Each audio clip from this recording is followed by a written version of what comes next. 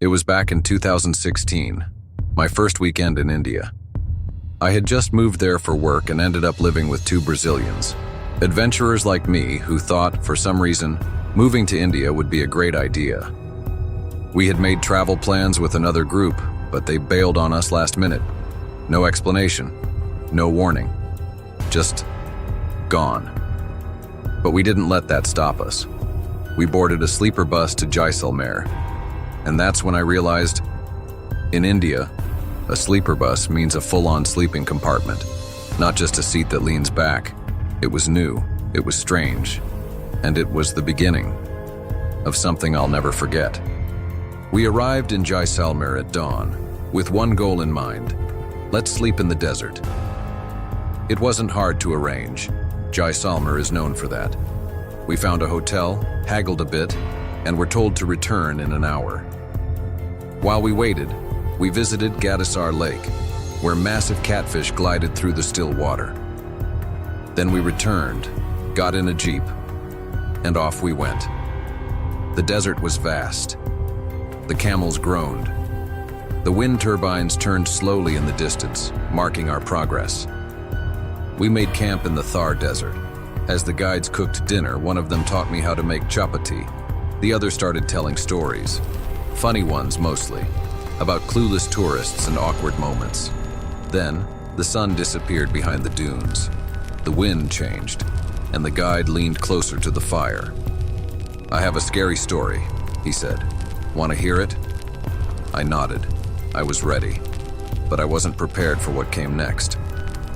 Years ago, this same guide had a guest, a solo traveler, a young German woman. She requested a private week-long trip into the desert. She barely spoke, seemed distant, cold. Then she asked him to take her to a very specific place, an abandoned village, a village that had once been full of life, until a plague swept through and wiped it out. The survivors left, and the place died. He took her there. He didn't have a choice. She wandered among the ruins as he set up camp. And just before nightfall, she said something strange. "After dinner, I will go into the village alone. Do not follow me. I'll be back before dawn." No explanation, no emotion, just a command. That night, she left just as she said. And the guide, he couldn't help himself. Curiosity ate away at him. He followed. He crept through the desert in silence until he reached the village. Then, he saw it. The girl, sitting in the middle of a cemetery, surrounded by candles arranged in a perfect circle, eyes closed, still, meditating. And as he turned to leave, a loud voice thundered behind him. "What are you doing?" He ran. He didn't look back. He sprinted to the camp, heart racing, drenched in sweat. But it wasn't over. She returned earlier than promised, walked up to him and said, "I know you were there." He denied it, but she stared right through him. "If you follow me again, I'll make you blind." He went to sleep trembling. But the nightmares followed. A monstrous figure appeared, threatening to blind him and his entire family. The next morning, he begged her, "Please, I need to go get food for the camels. We'll be out of supplies." She looked at him, unblinking. "You have 3 hours. If you're late, I'll make you blind. If you don't come back, I'll kill your family." He took one camel and fled like the wind, made it to the nearest village, collapsed in front of the locals, crying. "She's got something with her, a demon. She's going to hurt me." The village chief listened carefully, called the hotel. That's when it all made sense. She was part of a cult, a witchcraft group that believed they could speak to the dead. And she had come to that village for one reason: to reach the spirits of those who died from the plague. The hotel promised to send a new guide. He returned reluctantly. She was waiting. The manager spoke to her on the phone, asking to replace him. Her answer: "Number, I want him to stay with me until the end of the trip." But the guide had enough. "I don't want to die. You don't understand. She's working with something dark. Don't pay me. Just get me out of here." Eventually, she agreed. A second guide arrived. And the first guide? He packed up his camel and rode off into the desert, never looking back. Back in the present, the sky above us was pure black. The stars were endless. The guide asked where we wanted to sleep. I picked a spot, a bit farther from the camp. I wrapped myself in my blanket and watched the full moon. At some point, I felt it, like something was watching me. I pulled the blanket away and looked. There was no one, just the camels, the dying embers of the fire, and the endless silence of the desert. I closed my eyes, and that night, I made my first acquaintance with the Thar Desert, and maybe something else.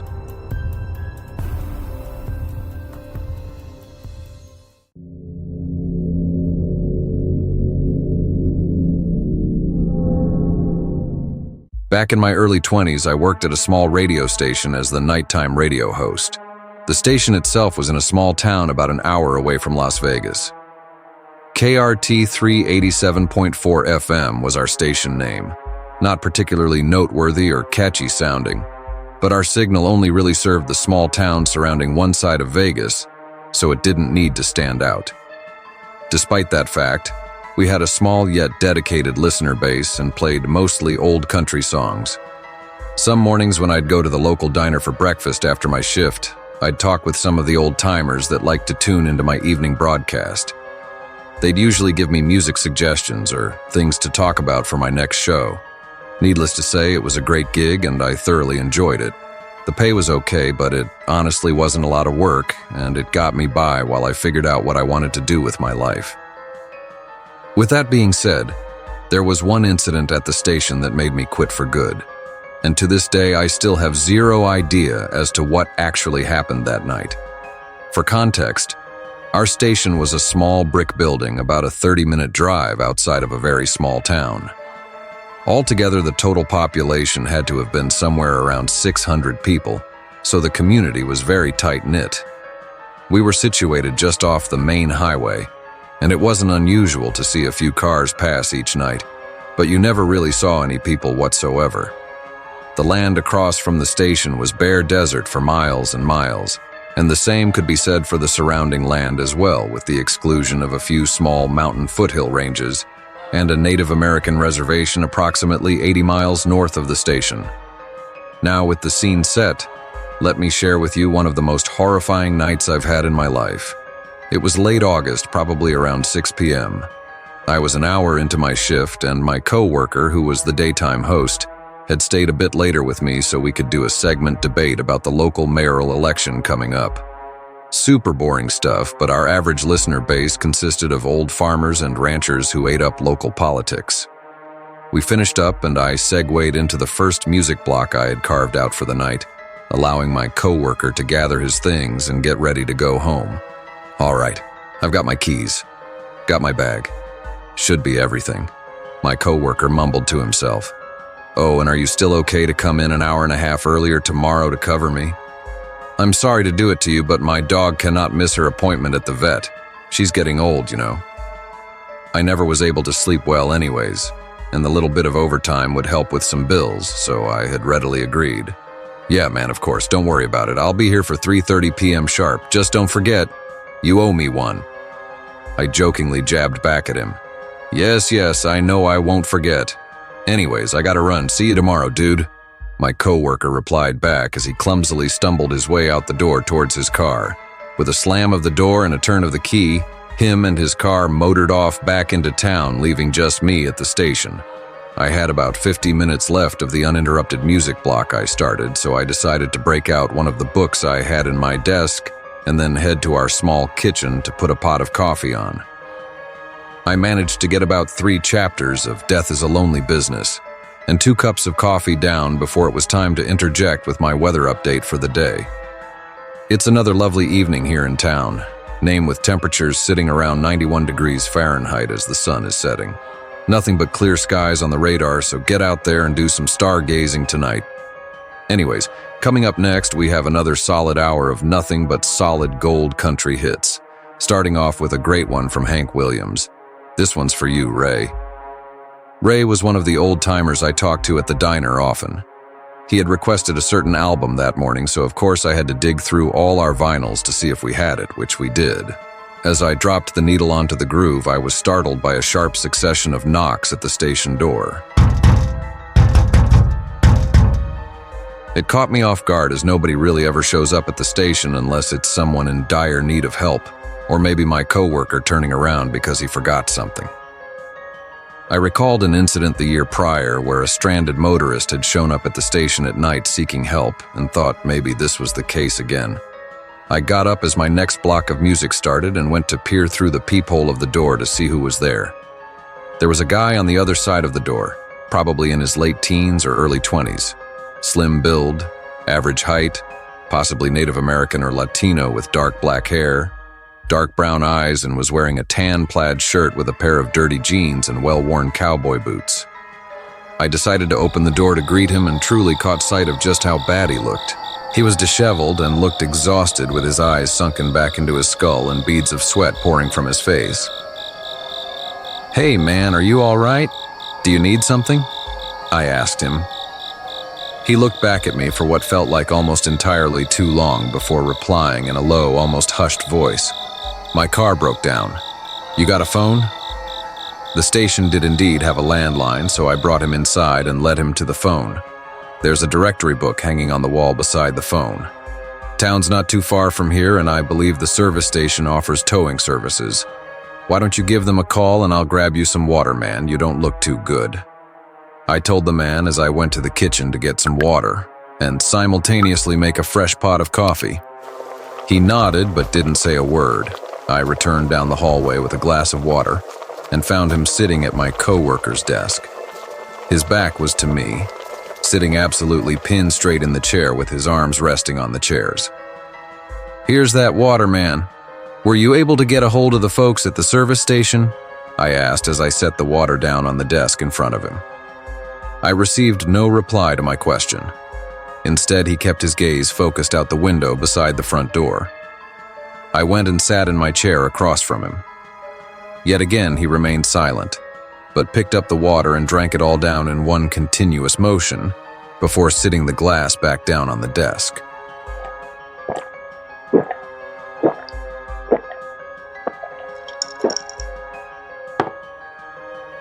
I found his lack of any real conversation a bit strange, but then again, I had no idea how long dude had been out there exposed to the elements.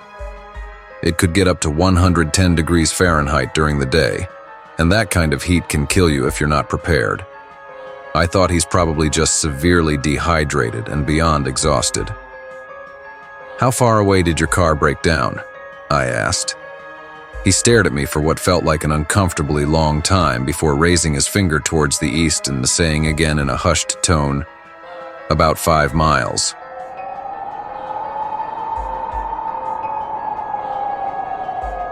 He looked like he had walked about 500 miles to get here, not just 5. So I was a bit confused on how he looked as disheveled as he was. Nonetheless, I wasn't here to judge. "Hey, that ain't too bad. At least it wasn't 100 miles away. Kinda lucky you were close to here. Well, just sit tight for a bit. I'm sure the tow truck will be along within the next hour or two. I've got coffee brewing right now if you want some." Again, he didn't utter a word and just turned his head to stare out the window. The sun was starting to go down, casting a deep orange glow onto his face. I took it as a silent acknowledgement and jumped back into my reading for a bit, neither of us moving from our positions for the next 30 minutes, and nobody uttering a single word in that time.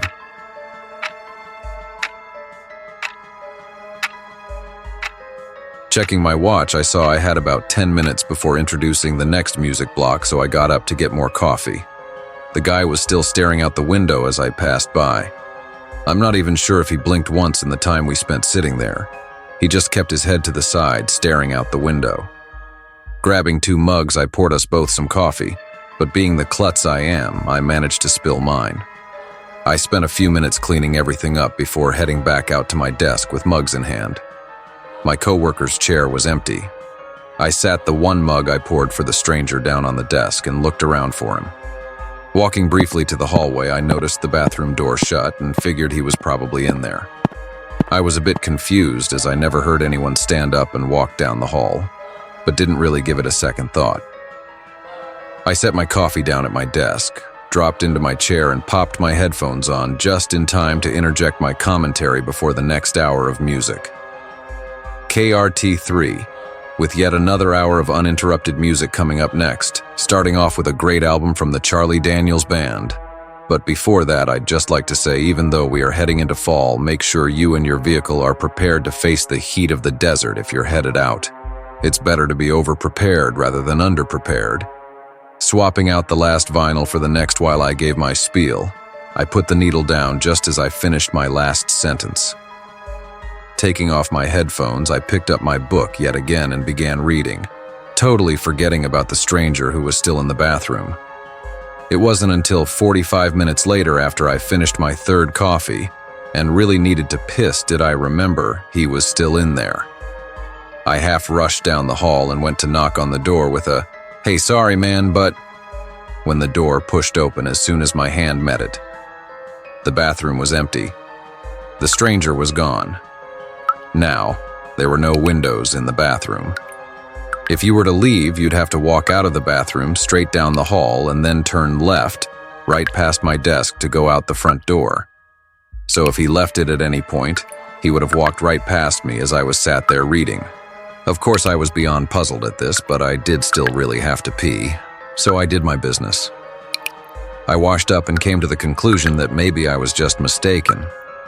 Maybe the tow truck had gotten here early and he left, and I mistakenly thought he was in the bathroom. It still didn't explain, though, how I never heard anyone leave, though. Upon drying my hands off, I walked back out to my desk and then stopped dead in my tracks when I rounded the corner. There, at my coworker's desk, was the stranger, sitting in exactly the same way, still facing out the window, as if he had never moved from the chair. I was very weirded out, but I like to consider myself a rational and level-headed person, and reasoned with myself that there had to be some sort of explanation for where this guy went. So I asked him, "Hey, man, I thought you left. Where did you go? Did the tow truck come by yet?" Nothing. Not a word from this guy. At this point, I was just wondering what the hell his problem is. I didn't want to come off as bigoted, but I thought that maybe he just didn't speak English very well.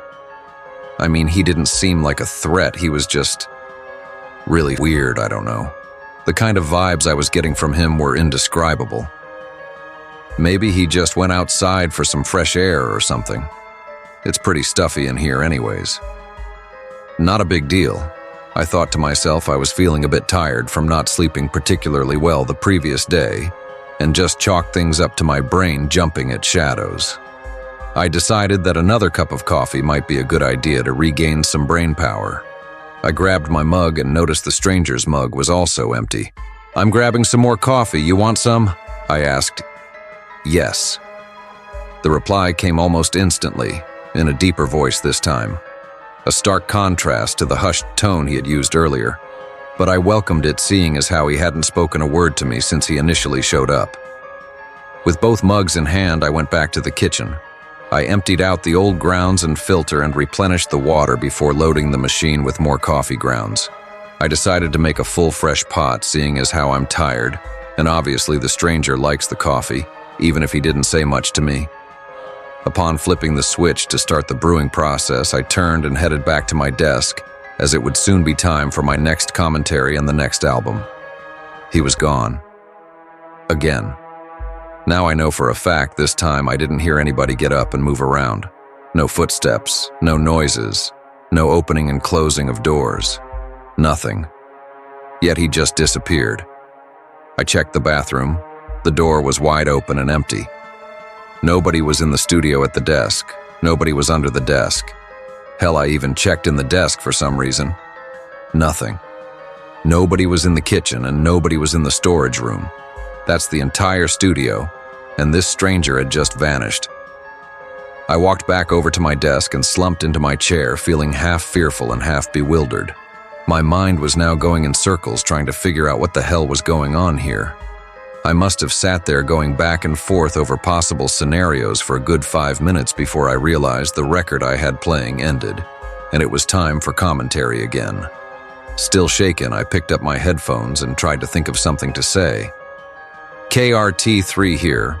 We may be, having a few technical issues here tonight, so I do apologize to any of our late-night listeners. To make up for it, I have a special record up next. From one of my personal favorite artists, here's Waylon Jennings. As I changed out the vinyl, I was again startled by a sharp succession of knocks at the front door.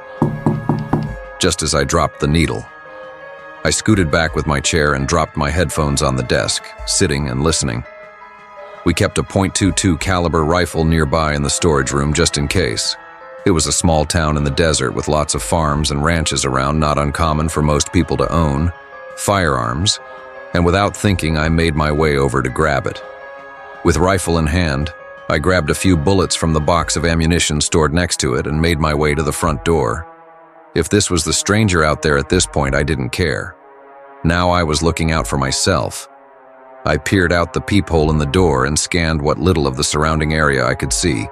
It took my eye a bit to adjust, but I could just barely make out a figure standing back away from the door. I could not tell who it was, though. Since the blinds on the window were still open, I carefully shuffled over to my left and leaned my head over to see out of it. At this point, it was fairly dark, and I couldn't see all too well with the faint glow cast by the 2 outside lights mounted on either side of the front door. But I could make out someone standing there, approximately 20 feet from the door. It shared the same height as the stranger, but I couldn't make out any discernible details. I strained my eyes to look a little harder when a giant thud hit the door. The sound was so violent and so unexpected that I screamed and fell back onto the floor. Still clutching the rifle, I brought it to my chest with one hand and used the other to slide myself backwards, pushing wildly with my legs until I was up against the wall. Though my hands were shaking hard, I raised the rifle to the door and shouted, "I have a gun. I don't know who the hell you are, but you need to leave before I start shooting." My warning, however, went unheeded, and the door shook again with a crashing thud. I kept my composure as best as I could and kept the rifle trained on the door, ready to start letting off rounds. Thud, thud, thud. It repeated about every 20 seconds after I don't even know how many times the front door was hit. My adrenaline hit a peak and I squeezed the trigger. A single shot rang out and pierced through the door around chest level. I quickly cycled the bolt and let off another round, hitting the door again not far from where the first round hit. Then there was silence. As the ringing in my ears lessened and my heavy breathing slowed a bit, I stood myself up and kept the rifle trained at the door, cycling the bolt for a new round just in case. I didn't want to chance opening the door and getting jumped by something or someone in case I missed, so I slowly worked my way over to the window where I could see if anything was sprawled out on the ground. When I was finally able to get a clear line of sight outside, I was horrified to see absolutely nothing. No person, no animal, nothing. My blood had run completely ice cold at this point. My rational brain had all but completely shut down, and I was now entirely submerged in fight or flight. The crashing noise started up again, but this time from the opposite side of the building. Like I mentioned earlier, the station was a brick building. The only possible way a noise of that magnitude would be possible is if you took a pickup truck and hit the wall with it going at least 20 miles an hour. Something hit again from the roof this time. Again, the front door shook. At this point, I was turning in circles trying to decide where to point the gun next. It was like I was being surrounded, and boy, if I wasn't severely outnumbered. I slung the rifle on my back and made a quick dash down the hall to the storage room, turning and slamming the door once inside. Thankfully, this being a storage room, there were some decently heavy file cabinets along the wall.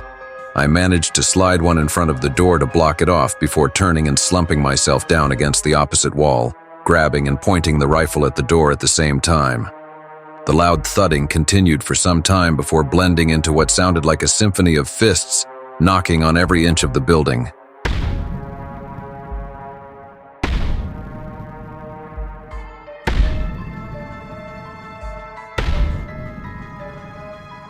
I was beyond frightened.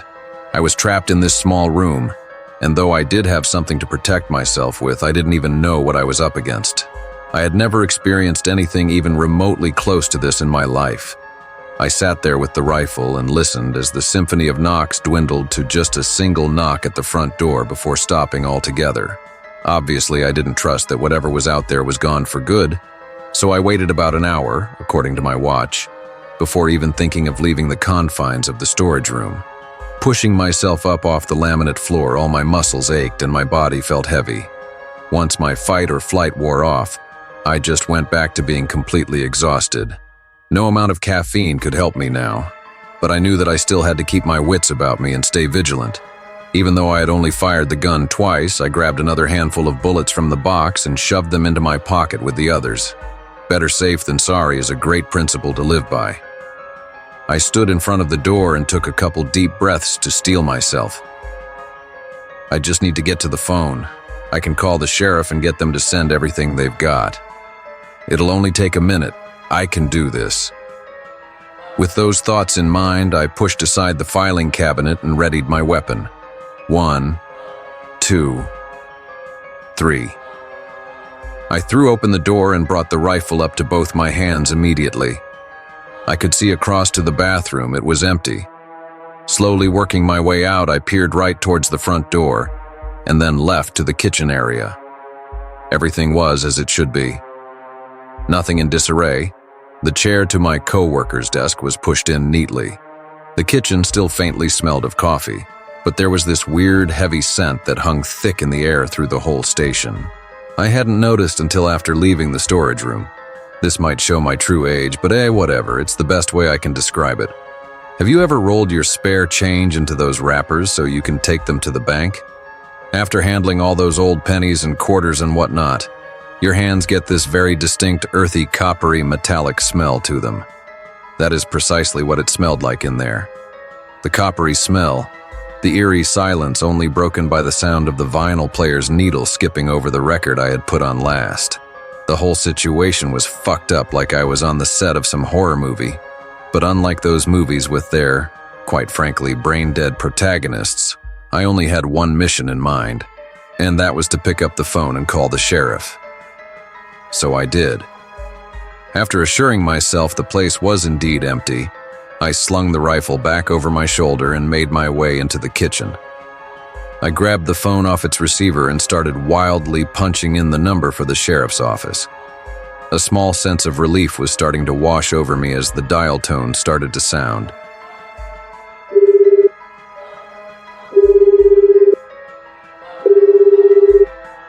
But that sense of relief did not last long at all. Over the eerie quiet that had befallen the station, over the dial tone of the phone and the skipping of the record player, there was another noise. The sound of the front door's hinges ever so slowly opening. Through everything that had transpired that night, not once did it cross my mind to even lock the front door, and in that moment I had felt fear like I'd never felt it before. My heartbeat, which I could feel thumping so prominently within my chest through everything, had increased by so much I could no longer feel it, and I'm sure my face must have been whiter than a fresh snowfall. I forgot all about the phone in my hand. I dropped it. I had zero grip strength left in me. Turning slowly around to face the front door, I saw the stranger was back. He stood back, faced towards me in the open doorway, arms at his sides, unmoving. The sound of the dial tone went quiet. The skipping of the record player, however, kept a steady rhythm. The only thing that pierced the silence were the words the stranger spoke. I need help. Now about here is where things get foggy for me. After those events, the very next thing I remember is the deep orange glow of the morning sun beaming on my face and a firm hand on my shoulder. Dude, what the fuck are you doing out here? Are you okay? Are you hurt? What's going on? It was my co-worker. Apparently, when he rolled up to the station for work that morning, he saw something out in the open desert across from the building. My coworker wore glasses, and all around just genuinely had terrible vision, so he kind of just brushed it off because he couldn't make out any discernible details. But after walking up to the now closed front door of the station and noticing 2 perfect bullet holes right through it, he became intrigued and quickly went inside. I was gone. There was a cold cup of coffee on my desk, and the needle on the last vinyl I played was sitting off of the record, as if someone had taken the time to stop it from repeatedly skipping. He called out for me and checked every room of the station, becoming increasingly concerned when he could find no trace of me anywhere, and found the rifle missing from the storage room.